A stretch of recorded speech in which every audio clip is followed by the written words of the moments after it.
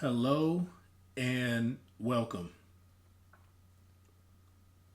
Today, I just want to talk to you guys or anyone out there about some topics that I've been working on in my life, some areas that I've been trying to study and improve upon. And, disclaimer right now, I'm not a professional or I'm not any type of person who has some sort of degree in these fields. I'm just a regular person trying to make sense of everyday life.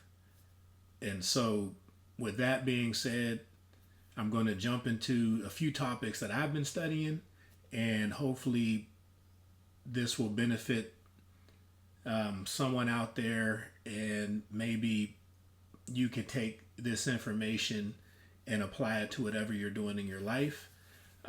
So today I just kind of want to talk about some key elements of personal well-being and success. So I'm just going to dive right in. So today I just want to talk about six essential aspects of living a fulfilling and successful life.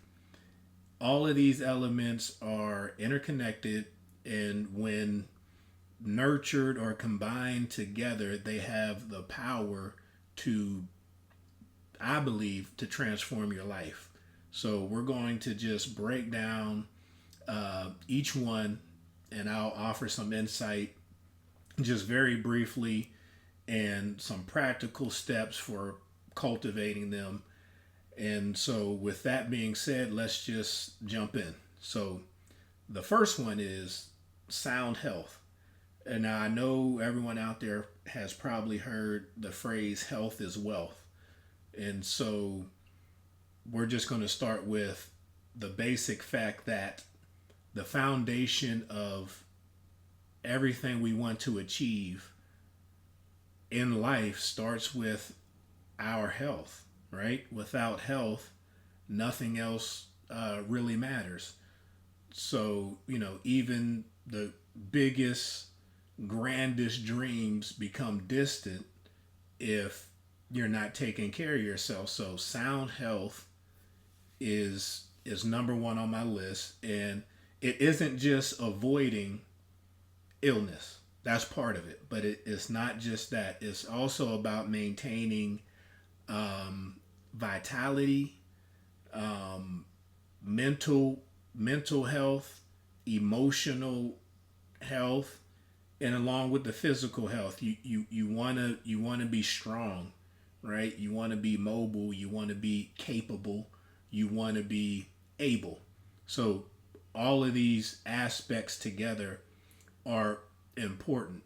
So physical health is the most obvious aspect, and it requires daily attention, and that could mean anything from nourishing your body with the right foods, your diet, your exercise, and rest.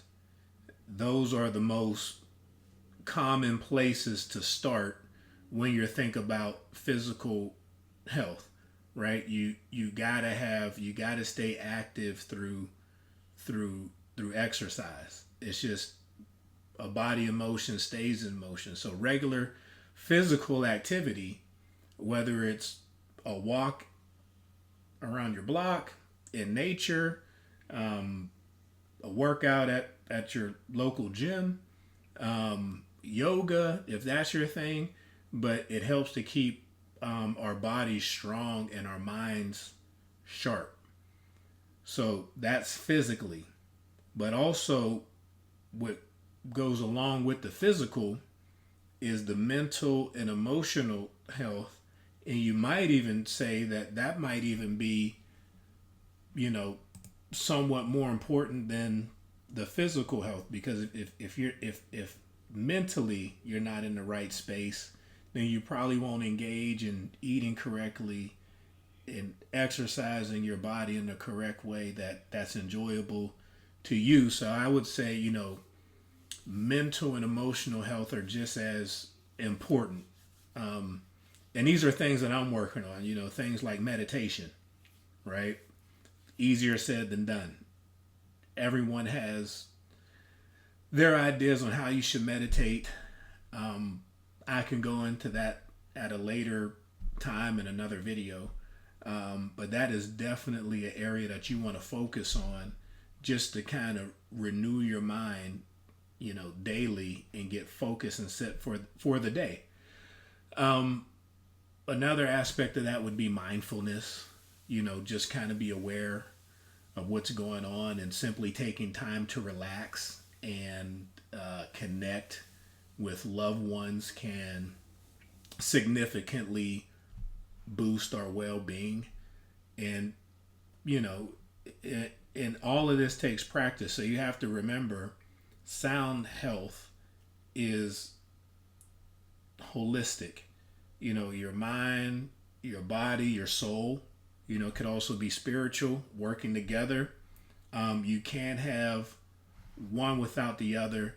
They're all interconnected. So that's the long I know I said I was going to be brief, but that's the long version of sound health. And of course I want to go through these topics really quickly, but each one of these topics are a whole several discussions in themselves. But the second one that I would like to talk about is peace of mind, right? You got to have some peace of mind. If your mind is constantly racing, that's not a good space to be in. So, I would say if you're, and the way the world is now in our busy world, a peace of mind often feels like a rare commodity, right? We're constantly being bombarded with things to steal our attention, right? But yet it's one of the most important things that we can cultivate, right? And so you can kind of connect that to your meditation practices and your exercise, right? But a peace of mind is about feeling at ease. You're grounded and able to navigate life's challenges, right? You're not getting too high, you're not getting too low, you're kind of staying right here, even keel.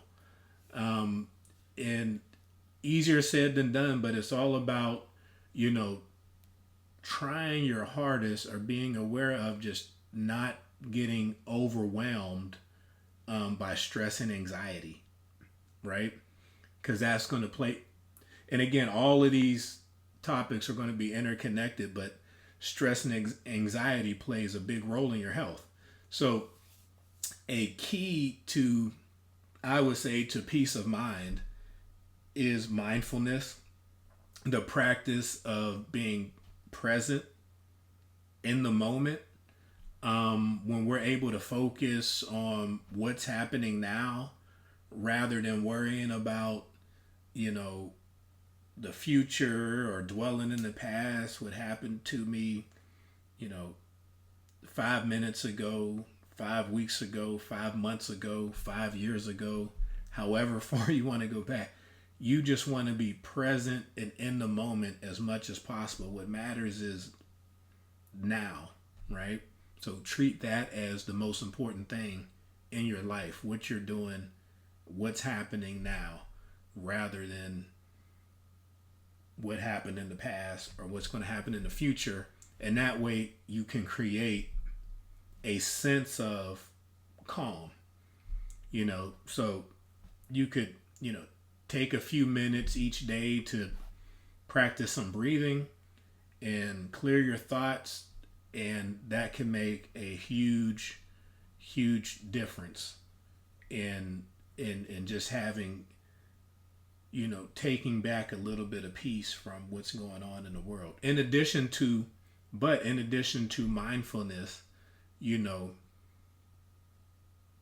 something that you need to be aware of is okay, how can I let go of unnecessary worries? It's natural to have concerns, right? You could be concerned about what's going on in the world and what's happening in your family, what's going on at work. But don't let those kind of things control your life, right? Don't let those kind of things control your mood. Instead, focus on, if you can, focus on what you can control. Because a lot of these things are out of our control. And control is another topic to where sometimes you could get frustrated because you just want to control everything, the outcome, the reactions of people, and you really got to try to let that go and just focus on yourself and what you can control, and just trust that, right? With time, things will work out. Sometimes peace comes from just accepting uncertainty and just knowing that we don't need to have all the answers right away, right? You don't need to have all the answers right away. Sometimes you just need to allow and learn. As long as you're not in danger, your life's not in danger, take it a little bit, take it easy, right? Take it easy on yourself. And so I'll try to go a little quicker on this third one, but the third one is, trying to find a labor of love. And this one could be very, very difficult, and it's going to take a lot of thinking and note taking and a lot of inner work to try to figure out what that is. But it's something that's truly powerful, right? That labor of love, and this is the work you do that fills you with purpose, right? Again, it's all about trying to find some purpose and some joy, and it's that project, career, hobby that doesn't feel like work. And that's the trick, to try to find something that doesn't feel like work. It doesn't feel like a grind. It doesn't feel like you're forcing anything. It's kind of natural. So maybe it's a hobby that doesn't feel like work, and because you're passionate about it, it's easy and enjoyable. It's something you would do even if you didn't get paid for it. So that alone is going to take a lot of thought and work, right? It's something that I never really think about, like, okay, what would I do? Because right now I'm caught up in a 9 to 5, and I'm working day in, day out, and I'm constantly busy, and I'm a father and a husband, and I'm just like everyone else trying to make a life and pay the bills. But it's like, okay, if I could find something that I would do that, even if I didn't get paid, how great would that be? And then figure out a way to get paid for it, right? So the labor of love is about connecting with your passion and pouring your energy into something that excites you. And this is something, again, that I'm going to be working on too. It has to be something that excites you. And this could be a creative endeavor. It could be building a business, if that's what you want. Or it could just be serving others. Maybe that's what you're passionate about. But the key is that it aligns with your values and brings you joy. When you're doing something you love, time flies, right? Time flies when you're having fun, and it feels the effort feels natural. It feels effortless, right? So I think this is all something that myself included we need to work on. So, the question is, right, ask yourself, what would I do every day if money wasn't a factor, right? That's often the starting point for discovering your own labor of love. So I said that this was going to be a quick video, a quick introduction video. I just wanted to skim over the top of some of these topics and go really, really quick. I got through I got through 3 of them. So I got through sound health, peace of mind, and labor of love. And I think I'm going to stop it there, guys, because I really want to get into these other 3. But the last 3 are a little bit deeper and will probably require more breakdown and more thought. So with that being said, I'm going to leave it there, and I'm going to have to come back for part 2 of this video. If anybody out there enjoys this information or has anything they would like to add to the first 3 topics that I talked about in this video, I would love to hear from you. And I just want to say thank you and God bless. Goodbye.